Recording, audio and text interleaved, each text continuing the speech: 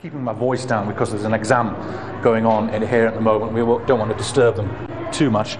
There are 2.5 million women, girls and young women in education in Afghanistan at the moment. That's according to government figures, and that compares to pretty much, well, zero during the time of the Taliban. There is still a long way to go. Just 1 in 5 women in this country are literate, and for every 49 girls in school there are 100 boys. But this mural in the school is perhaps the most telling thing I've seen here.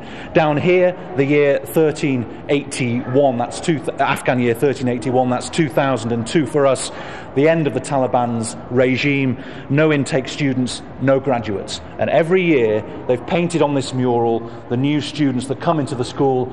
Up to the top here, this year, the year 1391, there are 261 students, new students enrolled in the school, new girls enrolled in the school, and that blank spot there is waiting for the number who will graduate. So considerable advances made in the education of women here in Afghanistan. And joining me is one of the school's teachers, the English teacher, Nasrin Obaidi. Thanks very much for joining us, Nasrin. Tell me, first of all, what was it like during the time of the Taliban? You remember those times as a woman trying to be educated. Yes.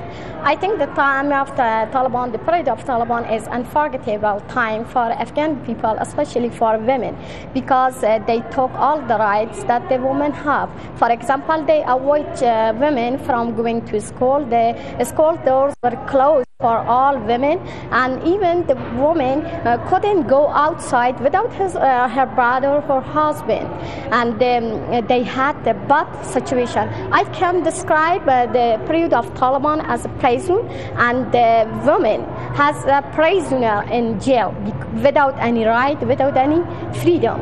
So in the last 10 years, what differences have you noticed? What differences have there been for you? What improvement? Yes, we have seen a lot of differences in recent years. For example, during the Taliban, we didn't have the right to continue our education, but after that, when the school were open for women, all of women entered to a school and continued their education.